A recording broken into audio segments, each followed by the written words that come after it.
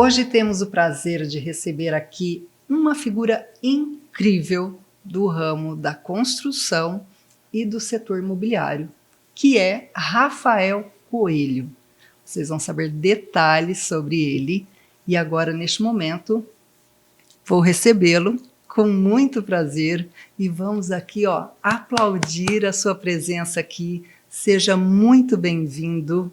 Gostaria que você, resumidamente, falasse um pouco da sua trajetória, da sua formação, porque nós temos muitas questões aqui para falar sobre esse mercado que só avança. Seja muito bem-vindo no nosso Papo Elevado.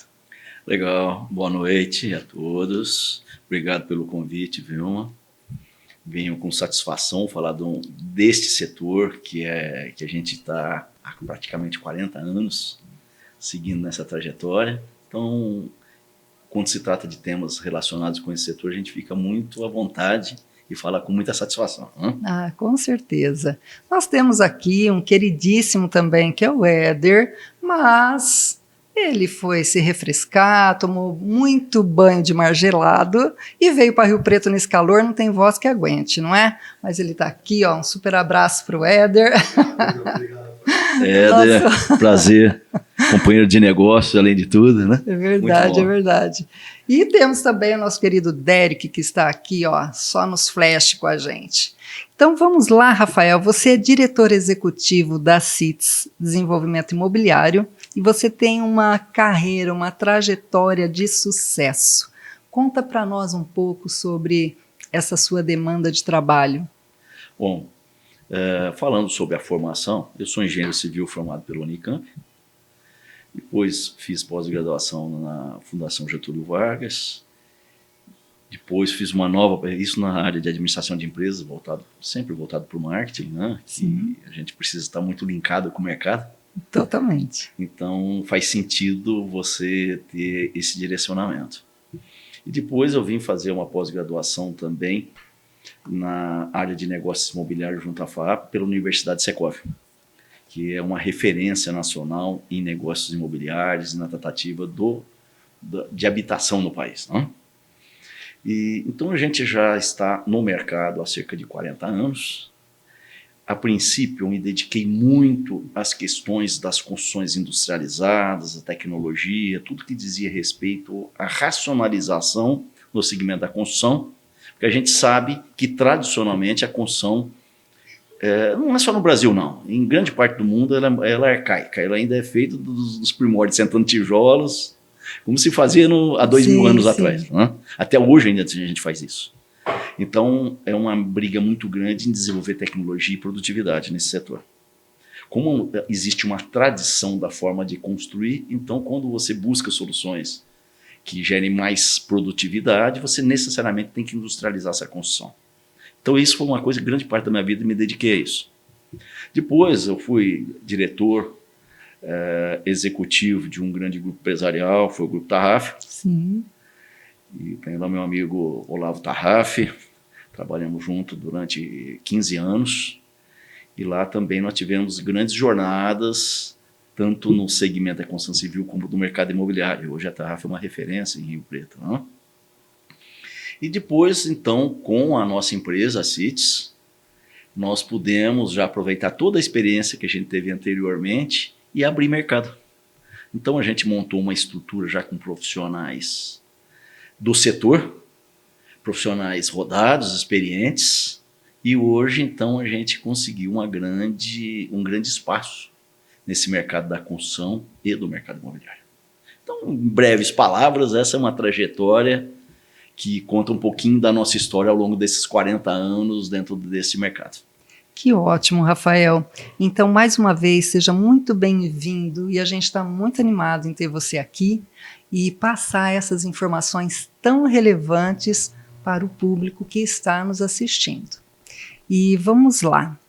Rafael, você tem uma trajetória impressionante, né, como engenheiro. E uma pergunta que nós sempre temos dúvidas é que como hoje, não só hoje, mas sempre foi, mas como esse ramo, tanto da construção como do ramo imobiliário, o que impacta hoje na nossa sociedade em relação à economia? Bom, quero aproveitar a oportunidade para dizer que eu sou diretor regional do Sinduscon São Paulo, né? E esse assunto tem sido recorrente na nossa atuação junto ao mercado e representando essa entidade. O Sinduscon, ele é o maior sindicato de empresas da construção da América Latina. Então ele tem um alcance, uma abrangência muito grande. Gigantesco. Gigantesco. Então, quando você fala do impacto que o segmento tem na economia, é indiscutível que o setor da construção e do mercado imobiliário, não apenas no Brasil, em todo o mundo, ele é um mercado muito amplo e que tem grande alcance e grande interferência na economia. Se a gente fosse trabalhar, por exemplo, exclusivamente a construção civil, é conhecido, é sabido que a construção civil é um dos setores que mais gera emprego no país. E quando você gera emprego, você tem uma atuação democrática, vamos dizer assim, porque você atua em todas as regiões do país, nós estamos falando do Brasil, sim, em todas as regiões do país, e nos diversos níveis, desde daquele trabalhador menos letrado, vamos dizer assim, sim, sim, trabalhador mais simples, não menos competente, não menos importante, e não menos importante, porque todos eles com treinamento produzem muito, até os profissionais especializados, pós-graduados, trabalhando com alta tecnologia. Então, sempre que você promove estímulos à construção, você tem um efeito econômico fantástico. Você movimenta a economia. E quando você fala, então, da construção imobiliária, você vai para o setor imobiliário, aí nem se fala, não é? Porque você envolve no setor imobiliário não apenas o residencial, e nós temos o potencial no país, hoje nós temos um déficit habitacional de cerca de 7 milhões de habitações. E quando você fala do setor de residenciais, você não está falando apenas daquelas pessoas que têm necessidade da primeira moradia. É gente que tem a segunda moradia, fez um upgrade, cresceu, tem uma casa na praia, tem uma propriedade numa região de lagos, como a nossa região em São José do Rio Preto tem, né, que é tão comum. Sim. E quando você vai, por exemplo, para um setor comercial, shopping centers, centros comerciais, malls, ou então construções industriais ou de infraestrutura, então você veja que abre um leque gigantesco que movimenta uma cadeia de inúmeros setores. Então, quando você gera um empreendimento imobiliário, você está necessitando de imobiliário, você está necessitando de gente, de transporte, de alimentação. Mexe com todos os de setores. Decoração. Então, tudo. Tem uma cadeia gigante, não é? Então, eu vejo que esses setores, eles são muito significativos para o desenvolvimento econômico de qualquer país. E no Brasil, nem se fala. Com certeza. E falando da CITES, da qual você direciona e dirige muito bem, como ela está posicionada no mercado hoje, não só Rio Preto, porque ela atende uma demanda muito grande regional, qual é a posição dela, a postura dela, esse valor agregado em relação somente a esse nome aí que você tanto faz jus? Sim. Bom, a CITES, ela inicialmente buscou se posicionar num determinado nicho que era o de habitação popular pela demanda. A demanda por habitação no setor popular é imensa no país. Então a gente decidiu inicialmente atuar no segmento popular porque tínhamos certeza do tamanho do mercado.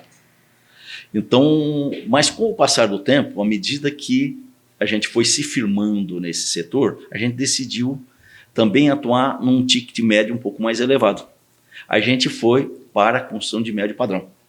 Posicionamento, não Posicionamento. Certo. E aí fez, então, um reforço de marca nesse mercado, porque o mercado precisa reconhecer para valorizar. Sim. Então, a gente fez um reposicionamento de marca com a CITES e passamos a atuar nesse mercado de média renda também. E aí nós fomos expandindo os nossos tentáculos. Hoje nós estamos, claro, a nossa sede operacional é São José do Rio Preto, mas o nosso núcleo comercial fica na cidade de São Paulo. Nós temos um escritório na Paulista. E lá onde são realizados a maior parte dos nossos negócios. Então nós atuamos na Grande São Paulo, atuamos nesse eixo, né, Rio Preto, São Paulo, então na região de Campinas nós atuamos em várias cidades. E embora não tivesse sido essa a intenção inicial, mas quando surgiram muitos negócios no Rio Grande do Sul, e a gente atua em várias cidades da Grande Porto Alegre. Então, São Leopoldo, Esteio, Canoas. Então, nós estamos hoje localizados nessas regiões principalmente. Que coisa boa. E, Rafael, agora nós vamos falar de desafios e aprendizados. Nessa tua vasta trajetória aí de décadas e décadas, qual foi a experiência que você teve de maior impacto no setor? O que você traz de desafio e também de surpresa, de coisas boas que aconteceram ao longo dessas trajetórias aí que você viveu? Bom, eu estava dizendo, né, que inicialmente, como profissional da área da engenharia e com muitas especializações, eu me dedicava às construções racionalizadas e aos sistemas construtivos mais desafiadores e que desse principalmente produtividade. Eu sempre tive assim, um pensamento, a cabeça voltada, com a convicção de que a construção só poderia evoluir, trazer grandes resultados se elas tornassem mais racionalizadas, menos braçal. Sair um pouco dessa questão de tantos trabalhos e retrabalhos feitos manualmente. Então a construção tinha muito desperdício, e ainda tem hoje muitos desperdícios, com muita quebra, muita perda pela falta da racionalização. Então inicialmente me dediquei a isso, e principalmente construções industrializadas. E com o passar do tempo a gente se direcionou para o mercado imobiliário. E o mercado imobiliário, ainda que você tenha construções muito bem acabadas, aparentemente sofisticadas, muitas vezes o método construtivo continua sendo arcaico, de assentar tijolo, de rebocar, né? Então esse é um sistema que a gente precisa evoluir, né? E precisa desenvolver mais mão de obras e equipamentos voltados para isso. Depois, então, trabalhando nesse segmento e especializando-se no mercado imobiliário, a gente começou a cuidar de financiamentos imobiliários. Então, mesmo as grandes empresas têm dependência de financiamento imobiliário para os seus projetos. Então, a gente começou a estudar essa economia que envolve o setor imobiliário. Então, hoje, grande parte do meu tempo é voltado para isso, e estão sempre com os olhos atentos para ver novos produtos e está sempre procurando atingir aqueles nichos onde a gente tem mais mercado, né? Perfeito. E falando nisso, Rafael, nós vamos entrar num tema aqui que é inovação e sistemas construtivos. Justamente casa com tudo isso que você disse. Então você é um expert, você é um especialista no sistema construtivos, não é? Fala um pouco sobre essas inovações tecnológicas, vendo que ainda somos dependentes de todo esse trabalho braçal, mas o que é que mudou? O que é que hoje fala assim, poxa vida, se eu tivesse que comparar 30 anos atrás, teve uma melhoria de 80%. Quando a gente fala em inovação, fala em sistemas construtivos mais atuais, mais modernos, a gente sempre tem que estar com o olho do que se faz pelo mundo. Porque existem sistemas construtivos que não se adequam à nossa realidade, ao nosso clima, à nossa disponibilidade de material. Tudo isso tem que ser avaliado. Mas eu me recordo que quando a gente, algumas décadas atrás, que você ia fazer um prédio, você só tinha um processo. Você montava lá as formas, as ferragens e concretava. Então fazia uma estrutura de concreto convencional. E depois preenchia com tijolos e reboco. Esse era o processo, que era universal. Em todo, não vou dizer em todo o mundo, mas em grande parte do mundo era o processo mais utilizado. Certo. Depois disso surgiu a alvenaria estrutural, que aí já disciplinou um pouco mais essa questão da construção, eliminando esse trabalho com formas, com madeira, etc. Já foi um grande passo. Hoje nós temos as paredes de concreto, ou seja, você utiliza formas industrializadas, que são em formas metálicas, ou são formas de alumínio, né? O metálico pode ser aço ou alumínio. Você tem formas de plástico, de materiais diversos, que você faz uma pré-montagem, preenche com concreto, mas sai com todas as instalações prontas. Então você faz muito mais um Lego, a não ser o próprio concreto, que molda-se as formas, mas o restante de todas as instalações elétricas, hidráulicas, já saem prontas. Então você, num período de 24 horas, você pode construir todo um andar de um prédio a cada 24 horas. Poxa vida, ganha-se muito tempo. Muito tempo, racionaliza-se muito, diminui os desperdícios de materiais, o consumo de água, que é uma outra riqueza que a gente tem que cuidar muito, né? Então, isso foi uma trajetória nos prédios, mas a gente vai para construções que a gente começou a trazer do exterior. Experiência com steel frame, com drywall, que são construções rápidas e que não dependem necessariamente de assentamento de tijolos. Isso já é um outro grande passo. Nós temos construções metálicas, então nós temos o uso de painéis. Então você imagina que você vem com um guindaste, por exemplo, coloca um painel, substitui toda uma mão de obra de execução de uma alvenaria. Poxa. Então você tem as estruturas pré-moldadas. Então hoje nós temos alternativas nesse campo que se desenvolveram muito. Isso quando a gente fala de sistema construtivo. Mas temos outras evoluções em planejamento, em sistemas, em acompanhamento de obra. Você tem drones, equipamentos automáticos. Então eu vejo assim que no campo da construção, quem quiser desenvolver-se, há muita coisa nova e que se inovou demais, né? Soluções muito criativas que estão trazendo grandes resultados para o segmento. Inclusive, aqui em Rio Preto, basta andar pela cidade que a gente vê aqueles andaimes todos coloridos lá. Para quem não entende nada, fala como conseguiu subir e estar até lá, né? É incrível isso, não é? Isso denota quantas construções temos em andamento aqui em São José do Rio Preto, imagina pelo mundo. Com certeza. Então, isso também se deve à tecnologia, esses andaimes. Eu estou falando errado. Não é andaime. Aqueles gigantes lá, guindastes. Guindastes. Ah, sim, você está falando de equipamentos para montagem. Equipamento de ponta. Para deslocamento horizontal e vertical. Exato. Até isso inovou, Rafael? Inovou muito. O uso de equipamento é essencial no desenvolvimento da construção. Então hoje, não só no aspecto de velocidade e produtividade, mas como também de segurança. Porque ao longo dos anos, ao longo do tempo, investiu-se muito em segurança do trabalhador. E se compararmos, não precisa de muito tempo não, se compararmos a um pouco mais de uma década atrás, o que se tem hoje, a redução dos acidentes no segmento da construção foi gigantesco. Então, os acabamentos são muito diferenciados. O uso de equipamentos, como você citou, de guindastes, por exemplo, possibilita você levar material ou até gente a muita altura de uma forma muito rápida. E com segurança. E com segurança. Você usar gruas, por exemplo, você tem um grande alcance em todo o canteiro de obras. Então você movimenta material com muita rapidez. Então isso tudo possibilitou desenvolver-se edifícios mais altos, materiais mais resistentes, também há desenvolvimento de tecnologia em materiais. Os materiais hoje permitem você fazer obras muito mais desafiadoras, de uma complexidade, do ponto de vista de engenharia, muito grande, fruto não apenas dos estudos, mas também de novos materiais que se desenvolveram. E quando cita equipamentos, que foi a abordagem que você fez ainda há pouco, cita equipamento, então os equipamentos estão possibilitando a gente fazer obras muito diferenciadas e muito mais rápidas. Então eu vejo assim que o setor da construção, comparativamente a alguns anos atrás, deu um salto gigantesco em tecnologia.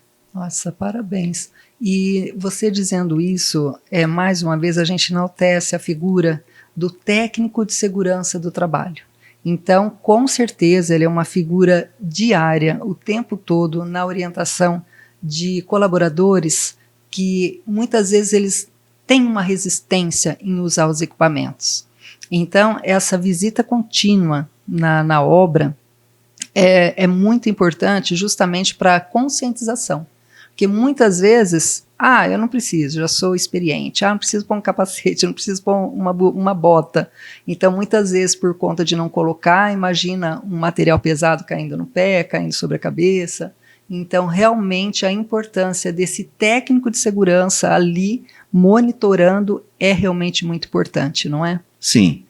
A questão da segurança no trabalho, da saúde e segurança no trabalho, ela teve uma grande transformação e as empresas estão preocupadas com isso. Então, obras de porte, todos têm engenheiro de segurança, técnico de segurança full-time. E é indispensável o trabalho de conscientização do operário. Então, todas as grandes obras têm um trabalho inicial de treinamento antes de acessar o canteiro de obra. Passa por uma integração, a gente chama isso de integração. Integração, uma semana de integração. Isso. Passa e vai conscientizando e explicando não apenas a segurança daquela obra, mas o efeito que tem na vida dele, na família, etc. E hoje, esses esforços das empresas vão muito além apenas da segurança no trabalho. Envolve a família e pensa-se na saúde ocupacional. Então, por exemplo, você tem o SECONS, que é um serviço social no setor da construção civil, em que os exames médicos são extensivos à esposa, aos filhos, ao próprio trabalhador, que tem saúde bucal, os problemas todos relacionados com as doenças do pulmão, por causa de pó, que você tem insalubridade. Da insalubridade. Então, hoje, a segurança se estendeu muito além do capacete, da máscara e da bota. Vão de uma série de cuidados, por exemplo, com instalações elétricas, com instalações hidráulicas, a qualidade dos banheiros, a qualidade dos refeitórios, a proteção para evitar insetos, mosca, barata, etc. Tudo isso. Então tem uma série de cuidados com a higiene que é mostrado ao trabalhador, mesmo quando ele não fica alojado em obra, está em outros alojamentos de terceiros dentro das cidades. Também os técnicos de segurança normalmente acompanham onde os trabalhadores, quando se deslocam das cidades e moram próximo ao trabalho, como é que é essa condição de moradia. Então, uma preocupação com o trabalho escravo. Então, houve um desenvolvimento no segmento muito grande voltado a dar qualidade de vida ao trabalhador.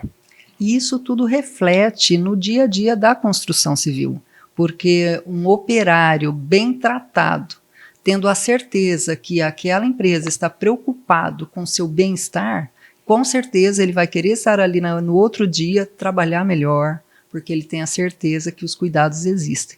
Muito diferente de décadas e décadas atrás, não que não existiu o cuidado, é que hoje é prioridade cuidar dele e da família, não é, Rafael? Isso mesmo.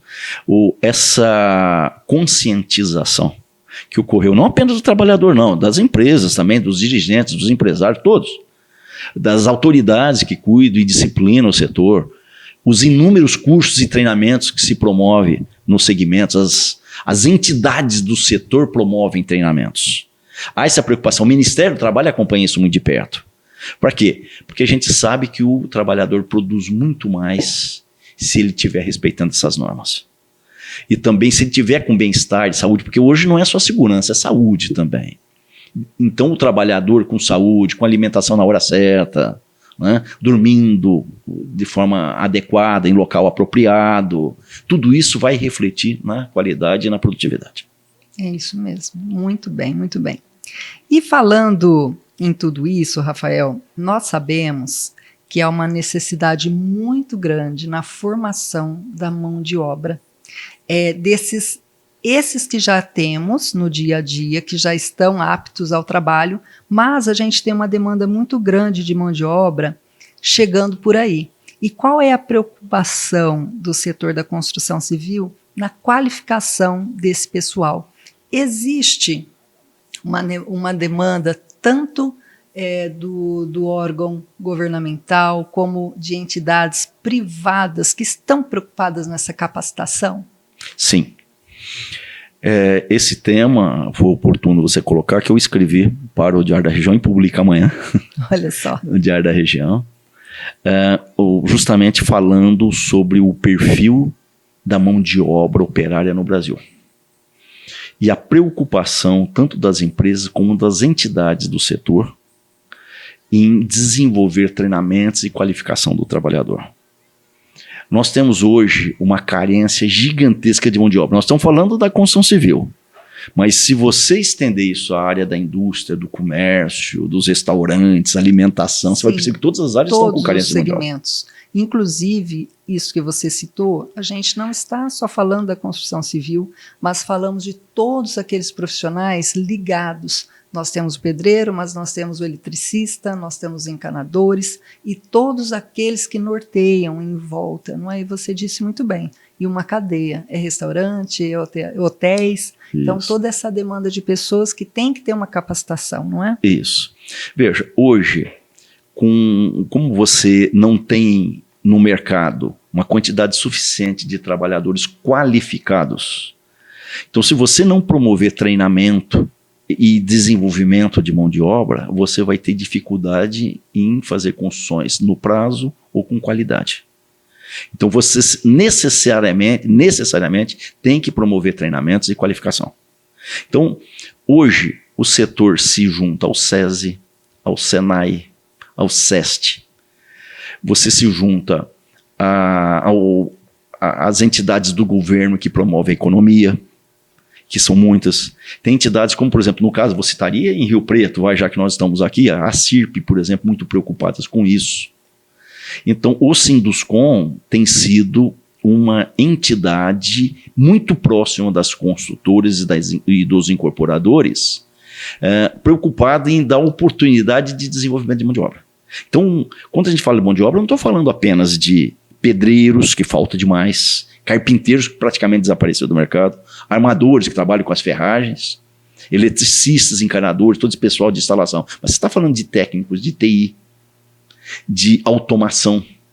Nós estamos falando de engenheiros com especialização nas diversas áreas, técnicos de segurança, engenheiros de segurança preparados para os desafios novos tipos de obra e equipamentos que surgiram no mercado.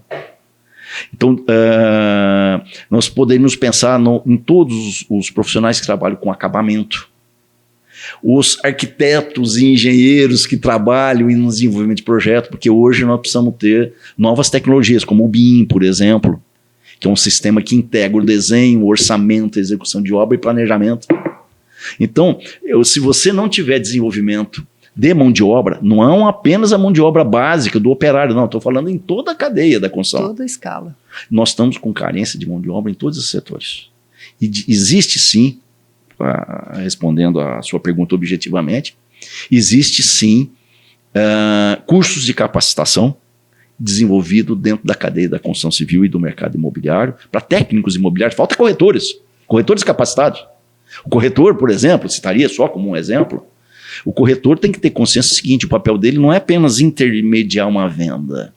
Quando ele realiza, ele aproxima o comprador do bem que ele vai comercializar.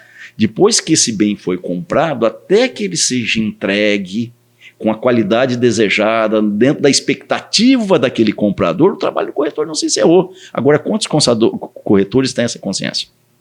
Então, até a formação de corretores hoje, o setor está preocupado em desenvolver, entendeu? Então, nós vamos muito além. E fora também que a pá carregadeira precisa de um técnico especializado. Para o guindaste, tem o técnico especializado. Ou seja, todos que trabalham ali em conjunto têm que ter um curso técnico para poder operar. Então, eu não posso cair de paraquedas ali, olha, eu sei dirigir, eu vou dirigir isso aqui. Não, todos realmente têm que ter o curso de capacitação. E é em cima disso que a gente está debatendo, que realmente alertar, dar essa conscientização para que todos realmente procurem, né, esses órgãos, esses setores, para que nós tenhamos uma demanda muito maior e, com certeza, os projetos atendidos no tempo necessário, não é? E diz para nós o seguinte, essa capacitação técnica, você acredita que tem que ter um incentivo maior ou isso já existe? O que falta é realmente pessoas para fazer a escola, essa demanda de formação? Olha, eu vou dizer para vocês assim, falta profissionais especializados e falta gente interessada para a gente especializar. Tem as duas carências. Você tem o que a gente chama do neném, né? Nem estuda, nem trabalha. Por exemplo, um jovem de, sei lá, de 19 a 30 anos, por exemplo, e que nem faz uma coisa e nem outra. Então, esse esclarecimento, inclusive com os familiares, esse esclarecimento no mercado precisa existir. Você precisa atrair, por exemplo, para funções que eram exclusivas dos homens, você precisa atrair mulheres. Você citou operadores de equipamentos. Esses operadores precisam ser especializados, porque quando ele movimenta esses equipamentos, pode provocar desastres horrorosos. Sim, sim. São perigosíssimos se ele não tiver devidamente habilitado.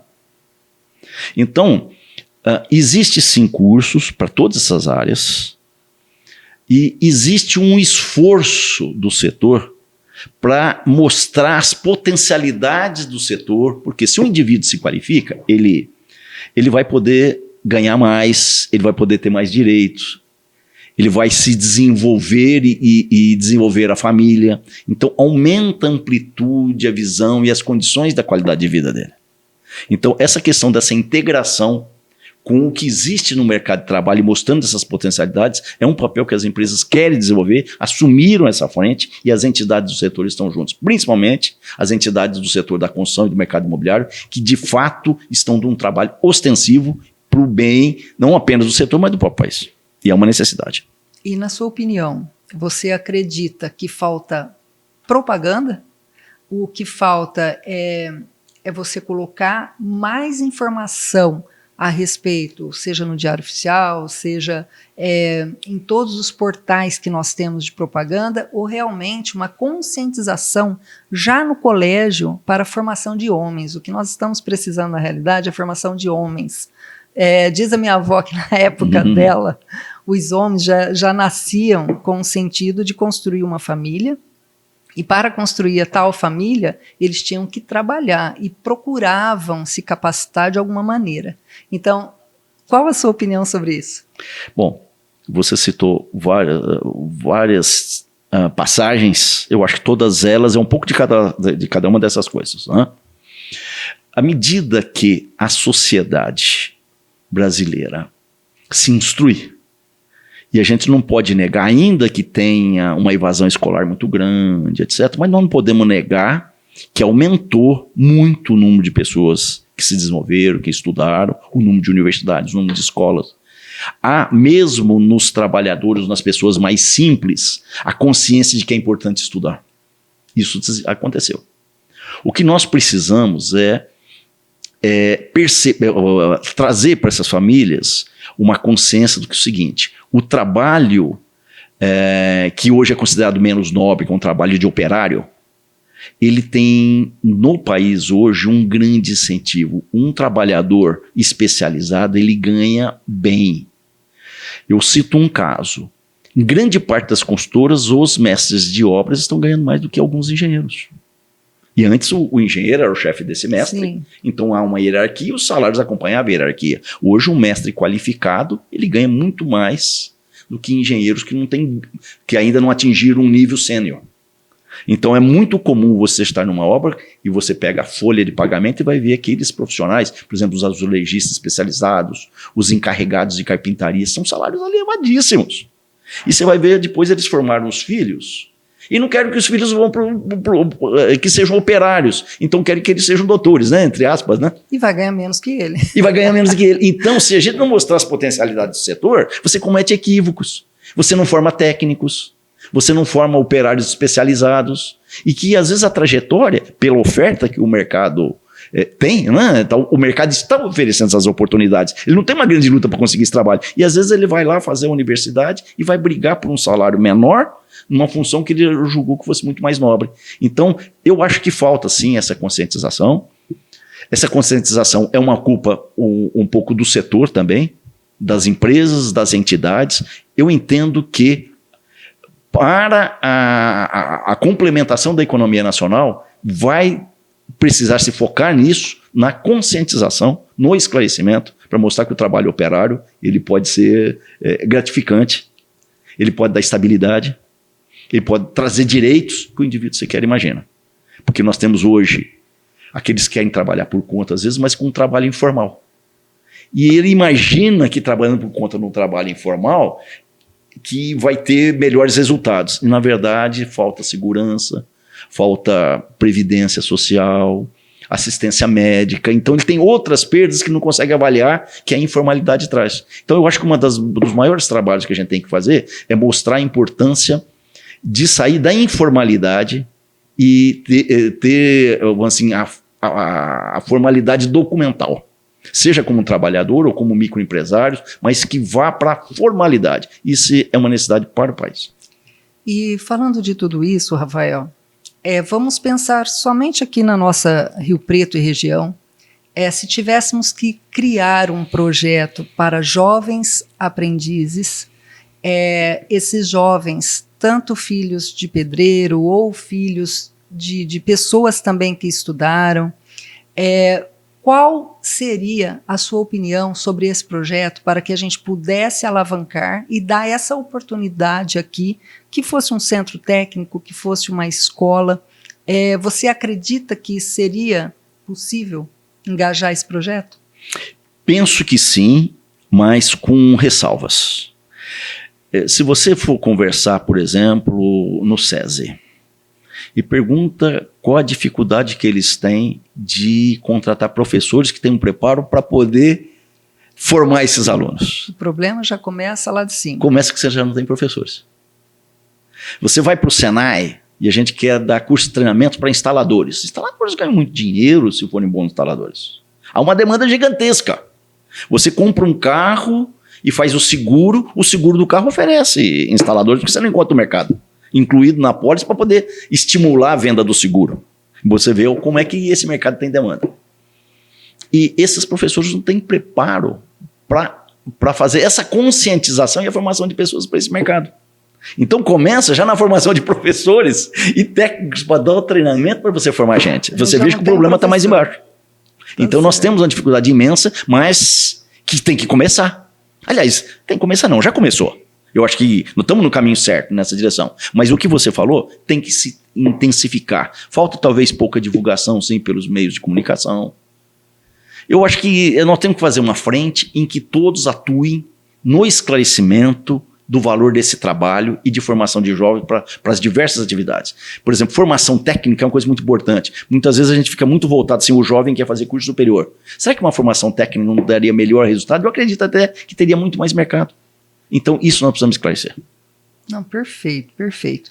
Agora, falando de futuro, Rafael, do ramo imobiliário, o que nós vemos aí na frente, que seja entre 5 e 10 anos, o que temos de inovação, o que temos de novidade, porque nós vemos cada vez mais que temos aí prédios sendo construídos e depois esses apartamentos, tanto vendidos como alugados. Qual a sua opinião em relação a esse momento do mercado imobiliário? O mercado imobiliário ele é muito rico. Ele oferece muitas alternativas. Então a gente vai observando as tendências. Eu vou por aí, fica mais fácil de compreender. Né? Porque nós estamos aqui, na verdade, batendo uma bola, ver as oportunidades que podem se desenvolver e fazendo uma troca de ideias, né? Então, se você observar os grandes condomínios, hoje eles oferecem muito mais itens de lazer, muito mais itens de convivência social.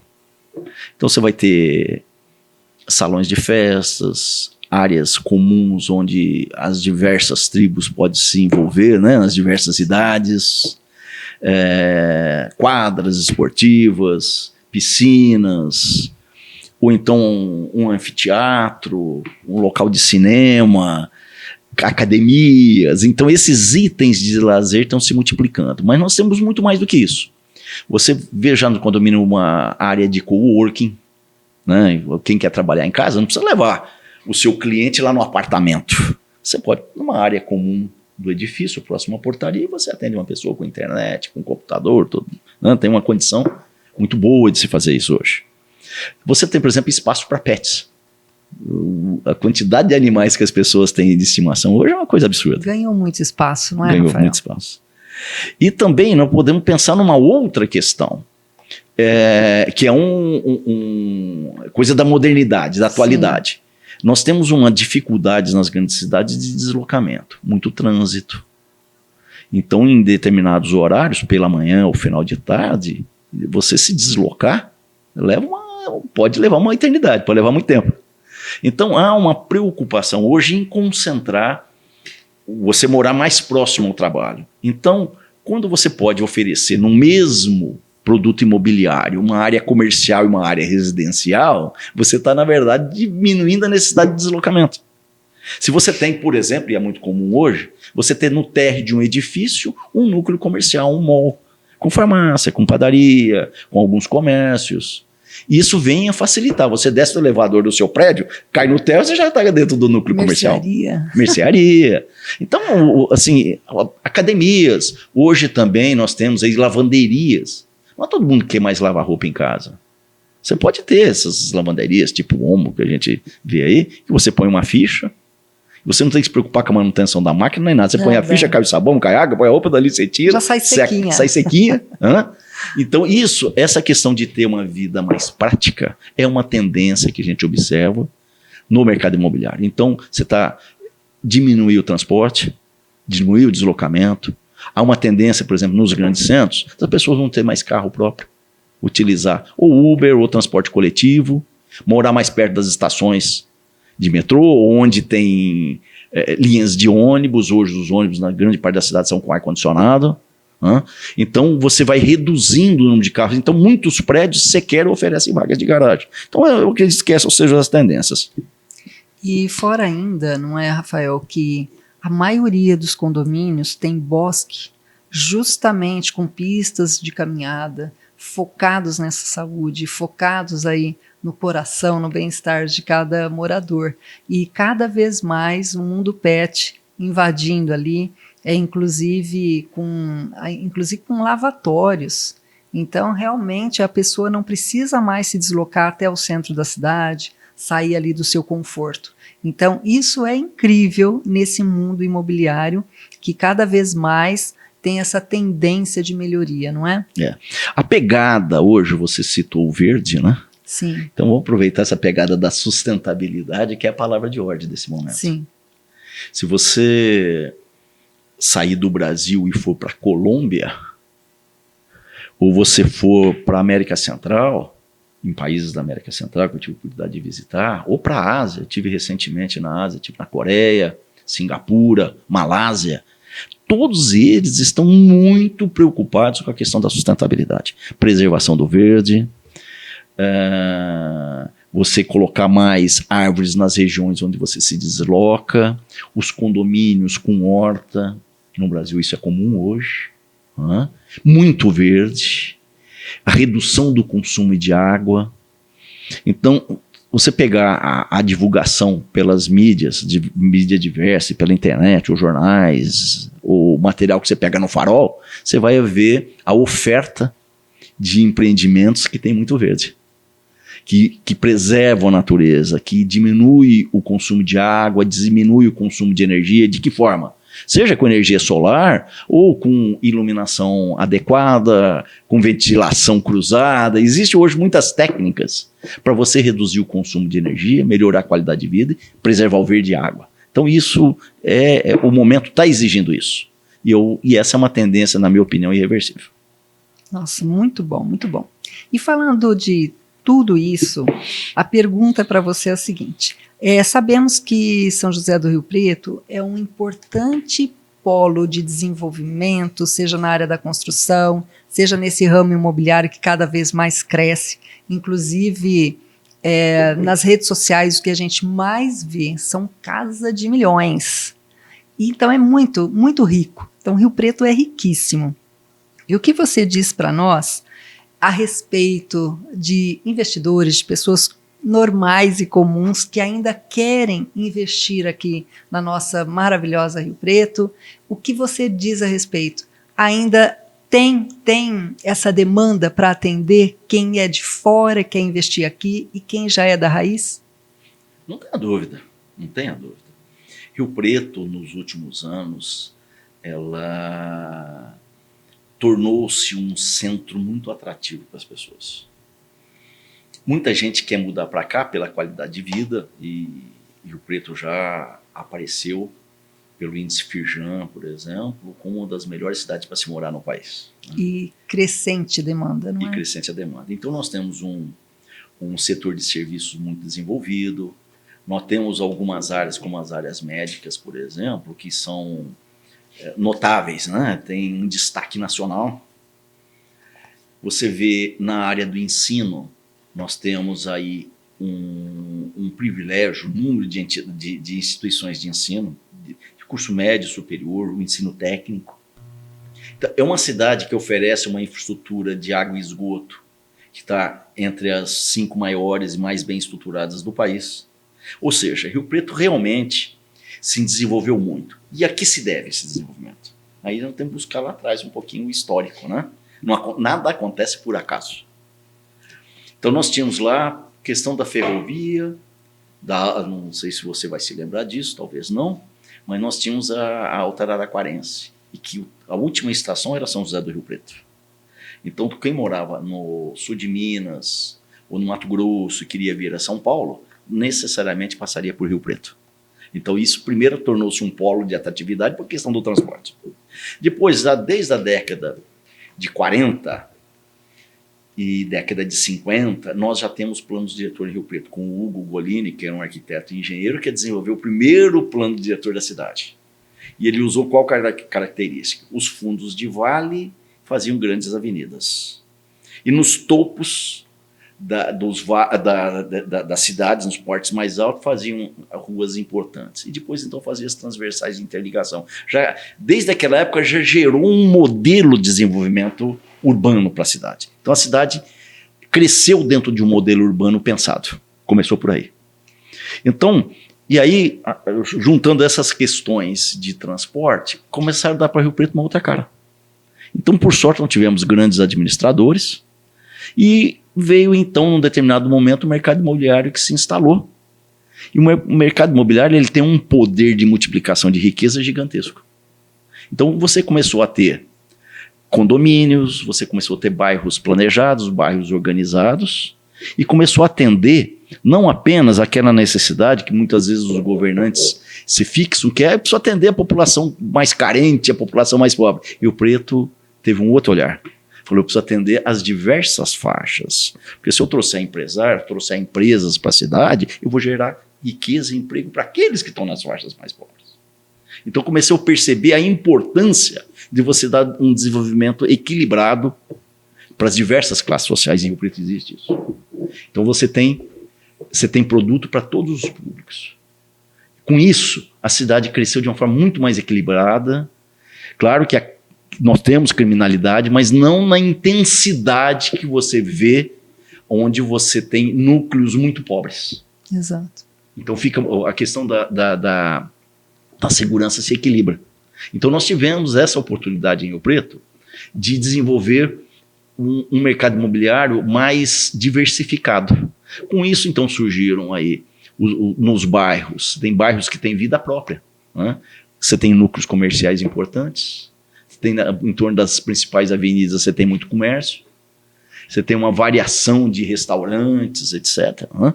Então, nós não somos uma cidade industrial, mas nós temos vários núcleos industriais para fixar trabalhador e que colocou a indústria de uma forma muito mais organizada. Então, eu acho que Rio Preto, por questões de planejamento, tornou-se uma cidade muito atrativa para o mercado imobiliário.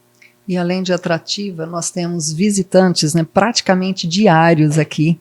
E nós podemos dizer hoje que o cartão postal da cidade de São José do Rio Preto não é só a represa. Porque nós temos lugares maravilhosos. Quinta do Golfe, ali naquela região ali do Iguatemi. Bairros mais afastados, como o Sete Sul, é um modelo. Ali, sim, São sim. Marcos. De planejamento. Né? Planejamento. Então, realmente, quem não é de São José do Rio Preto e quer morar aqui, temos lugares maravilhosos e, como o Rafael acabou de dizer, está numa crescente. Você que é investidor, você que mora fora e quer investir em São José do Rio Preto, venha, porque está crescendo cada vez mais e é um mercado que realmente enche os olhos, tanto para quem quer comprar, alugar, construir, não é, Rafael? Quando você cita as oportunidades do mercado imobiliário e as alternativas que o mercado imobiliário oferece, então você tem um espaço para quem quer morar, ou quem quer morar temporariamente, ou quem quer investir. Tem um mercado imenso para investidores, porque tem investidores de diversos perfis. Você pode ter aquele investidor que compra para alugar, por exemplo, que também você tem um mercado muito próspero para isso. Tem um investidor que compra para poder fazer negócios. Então o mercado imobiliário tem um investidor que gosta de produtos comerciais. Então, há espaço em Rio Preto para esses diversos perfis de investidores e também das pessoas que querem, vamos dizer, comprar um imóvel para os filhos que vêm estudar aqui, por exemplo. Isso é uma oportunidade. E depois que o filho concluir o curso, se não permanecer na cidade, você vai alocar aquele imóvel. Com certeza. Então, na verdade, existe, assim, para quem quer, produtos para todos os gostos, né? Então, Rio Preto, nesse sentido, é muito privilegiado. E a gente pode dizer que, pelo histórico que a gente tem, pesquisa que foi feita pela ABREM, por exemplo, a ABREM é um instituto de pesquisa muito importante, que tem feito estudos em muitas cidades brasileiras. No estado de São Paulo, a ABREM pesquisa e publica as pesquisas trimestralmente de 31 municípios, Rio Preto é um deles. E se você pega as pesquisas que foram feitas pela ABREM, encomendado pelo Secov, mostra como é que foi a valorização imobiliária de Rio Preto nos últimos anos. É uma coisa inacreditável. Então, realmente, isso traz um alento muito grande para quem quer comprar imóveis em São José do Rio Preto. Eu recomendo. Olha, e o que eu vou recomendar aqui para todo mundo que está aqui nos assistindo, nos ouvindo, é que o Papo Elevado, ele agradece você porque você colabora junto com a CITES e todas as outras obras da qual você participou, porque expressivamente você contribui para esse crescimento. Então a gente fica muito lisonjeado, a gente fica muito orgulhoso dessa tua participação muito expressiva aí nesse mercado. E agora a gente está num momento aqui de reflexão e falando da tua trajetória, a gente quer saber o seguinte: quais foram os momentos de maior desafio teu como líder, gestor, e quais as lições que você tirou aí ao longo dessas décadas? Bom, os desafios foram muitos e talvez os desafios para aqueles que querem o enfrentamento seja a mola propulsora do desenvolvimento pessoal e profissional.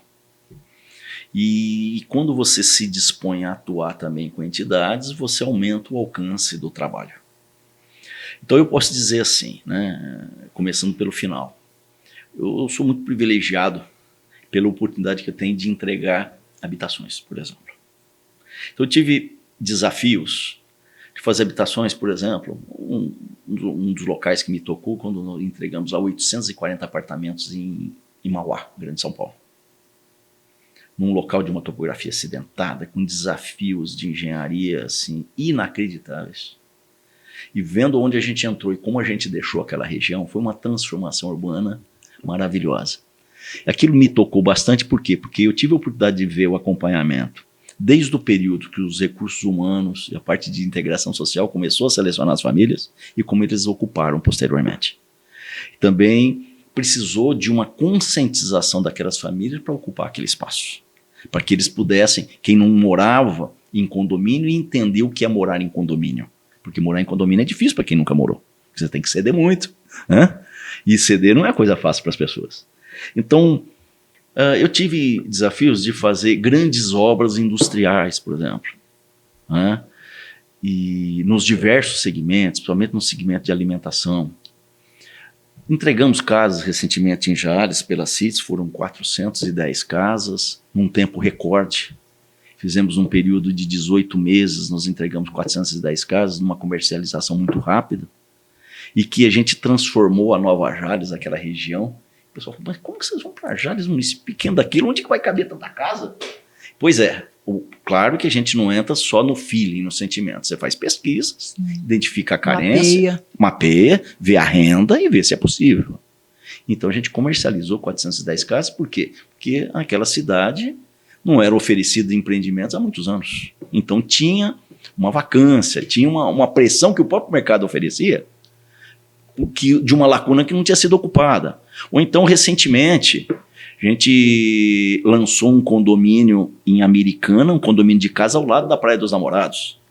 Ali já é um condomínio de um padrão elevado, são casas mais elevado, né, do que a gente vê fazendo, casas da ordem de 500 a 700 mil reais, para um outro público, mas também que nos encheu de orgulho pela dificuldade técnica, o que é comercializar e vender essa ideia àquelas famílias que pudessem comprar. Então a gente tem desafios, não é apenas de construir, é desafios de comercializar, de vender, oferecer ao mercado e o mercado compreender o que você está oferecendo. Então, nós tivemos aí outros desafios, por exemplo, em São José do Rio Preto, o Bliss Oasis, ali no coração da Zona Norte. Talvez a região mais desejada da Zona Norte, e quando a gente começou a fazer pesquisa, nós observamos, claro, tudo com com dado técnico, sim, não com achômetro, né? A pesquisa apontou que não existia empreendimento de 3 dormitórios na Zona Norte de Rio Preto. No coração da Zona Norte, região super adançada. Então estava na oportunidade de oferecer um condomínio cujo padrão você só vê na Zona Sul e oferecer lá. Falou, mas isso precisa de muita coragem. Não precisa de coragem, precisa dar do técnico para você observar que existe esse mercado e oferecer esse produto. Então, quando a gente se cerca de profissionais qualificados, então a chance de acerto cresce muito, né?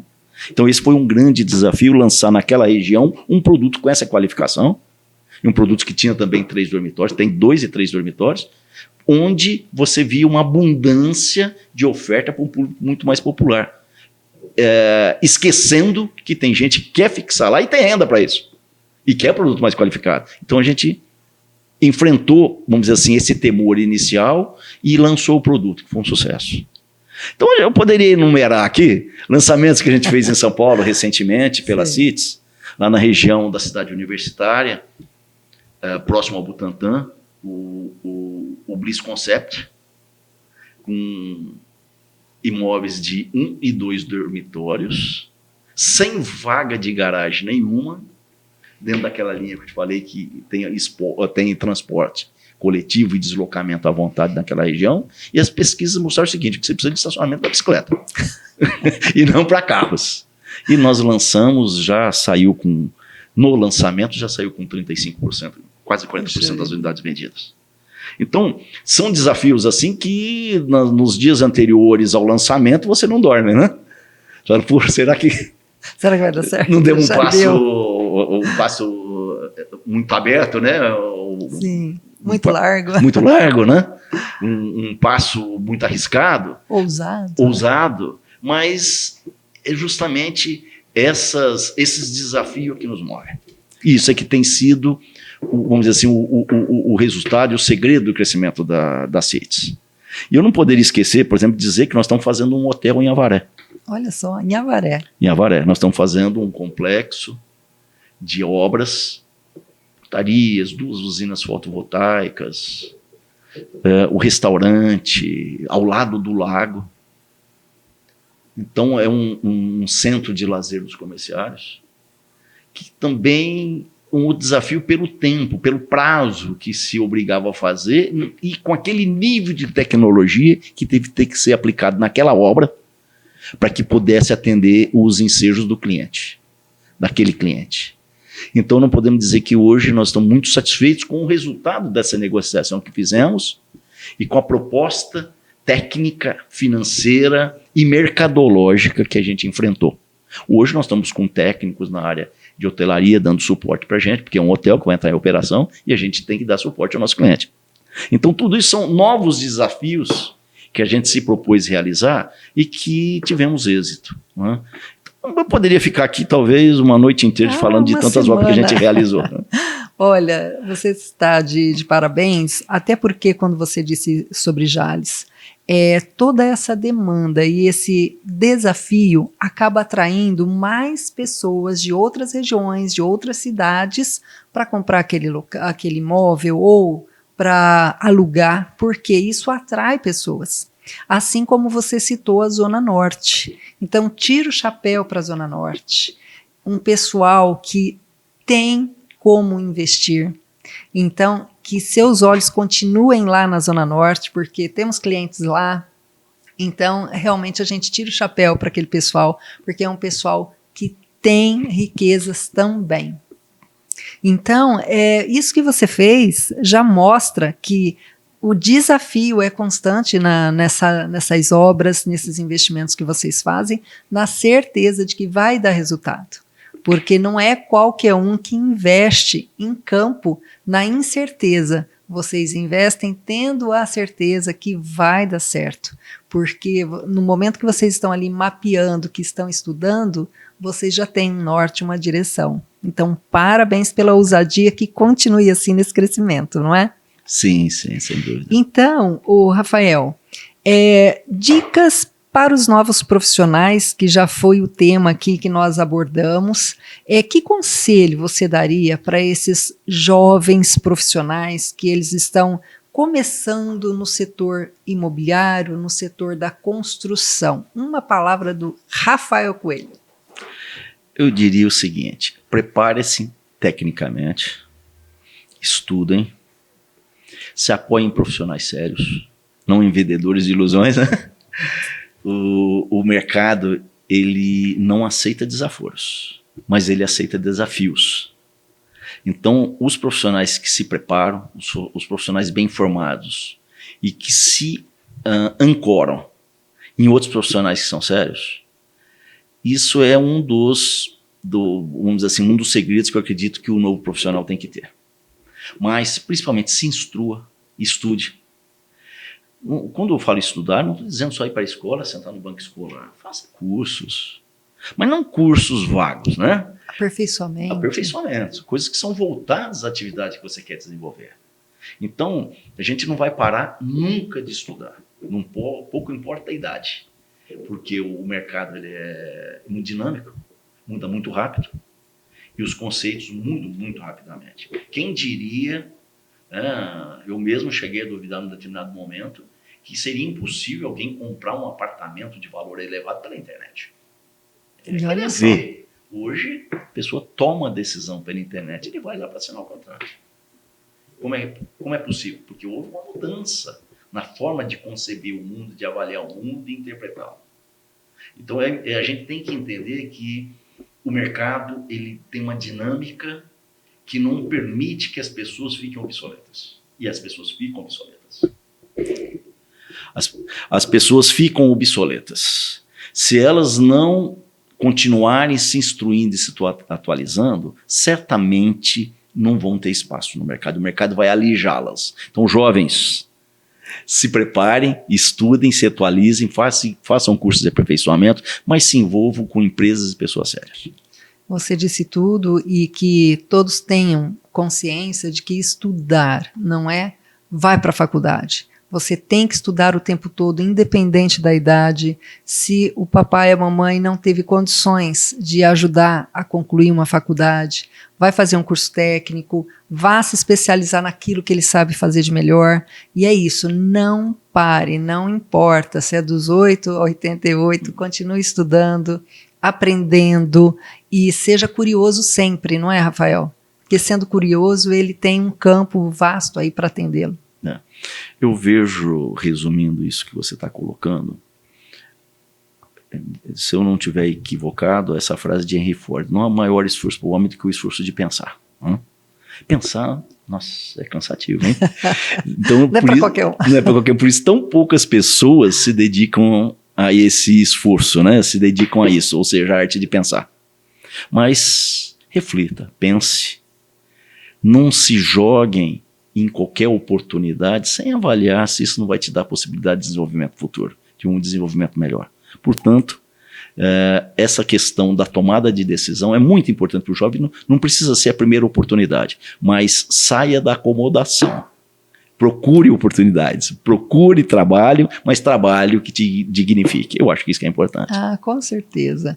E, Rafael, para quem quer conhecer melhor sobre as CITES e quer entender um pouco mais sobre o desenvolvimento imobiliário e até da construção, onde é que esse nosso povo que está nos assistindo aqui vai encontrar vocês? Fala para nós suas redes sociais, para que todos possam se comunicar com vocês. Isso. Eu vou deixar aqui depois, então, o nosso site, sim, que você possa projetar na sim. tela. Nosso Derek já vai captar Derek já vai tudo, cuidar, já eu vai deixo colocar. contigo, viu, Derek? Sim.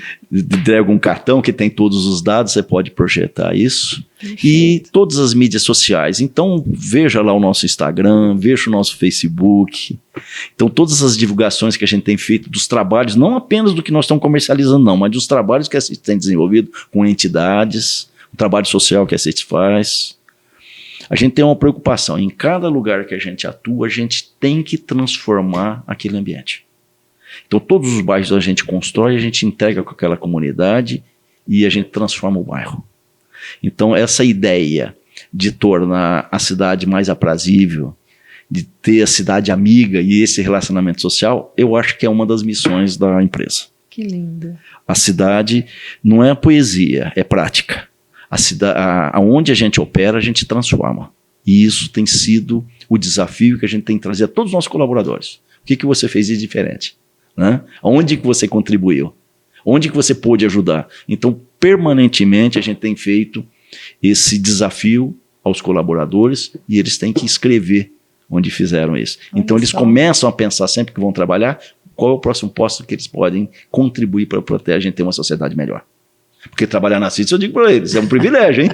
Então, agradeça esse privilégio e faça a sua parte. Olha, só de ouvir você, a gente já quer estar lá junto com todo mundo, porque ter pessoas que realmente se preocupam com o meio ambiente, principalmente com o bem-estar e com a saúde do operário, o colaborador, não é para qualquer um, não é? Sim, então, sim. Que o teu sorriso incendeie cada um, que Muito todo obrigado. mundo tome essa dose diária aí, com esse gás, com essa disposição de querer voltar no outro dia para trabalhar, onde realmente o trabalho dignifica cada um deles, não é? E aí, não só eu gostaria que meu amigo Éder estivesse aqui do meu lado, mas ele está impossibilitado com essa voz boa que ele tem. Eu vou fazer aqui um agradecimento para você, Rafael, e dizer que foi muito importante tê-lo aqui com a gente, que tudo que você nos disse nos sirva de lição e que a gente pegue esse empoderamento aí diário e a gente queira cada dia mais dormir bem, acordar e vir trabalhar.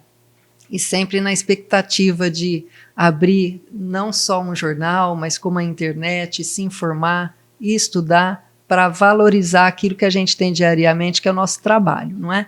Então, eu, em nome do Papo Elevado, do Éder, agradecemos aqui a sua presença e também o amigo que está aqui lhe acompanhando e que você volte sempre, essa casa aqui é sua, certo? E você vai sair daqui com um presente, que é esse copo térmico do Papo Elevado, para você sempre lembrar da gente aí com muito carinho. E não posso deixar de falar também que nós temos aqui nesse local a NESEC, que também faz parte aí de muitos empreendimentos, de muitos investimentos, e que a gente quer sempre colaborar e contribuir para o crescimento geral, como você disse no início. É uma coligada, é um círculo que não acaba, né? Todos estão diretamente envolvidos com a construção, com o ramo imobiliário. Então, mais uma vez, agradecemos a tua presença e que você faça a diferença na vida das pessoas, assim como nós também queremos fazer. Então, leve seu copo, lembre sempre da gente e agradecemos, tá bem? Então, eu quero uma última palavra sua, uma mensagem aqui para que todos possam encerrar esse papo elevado com muita gratidão e temor a Deus. Eu fiquei assim, muito gratificado de participar desse podcast, Papo Elevado. E o papo, de fato, eu sinto que foi elevado. A maneira que se questiona, sabe que muitas vezes as soluções para os problemas não estão nas respostas, são nas perguntas, né? As perguntas é que são provocativas e trazem respostas que podem dar solução para os problemas. Então, eu quero dizer para você e dar esse retorno, e ao Éder também, viu, Éder? Que a estrutura do programa, desse podcast e as perguntas foram muito focadas e inteligentes. Então, quando elas são provocativas, te obriga a buscar lá no fundo do baú a resposta para aquelas questões. É da mesma forma que a gente diz das pesquisas. As boas pesquisas são aquelas que se perguntam as coisas que precisam ser perguntadas. Aí essas respostas vêm. Então, isso, quero passar essa mensagem pessoal. Fiquei muito satisfeito de participar desse programa, desse podcast, né, vamos dizer assim. Esse podcast, Papo Elevado, porque foi realmente bastante elevado, mas é porque houve um clima que possibilitou a gente desenvolver dessa forma. Meus parabéns. Nós que agradecemos. E foi um prazer imenso conhecê-lo. E volte mais vezes, aqui é a sua casa.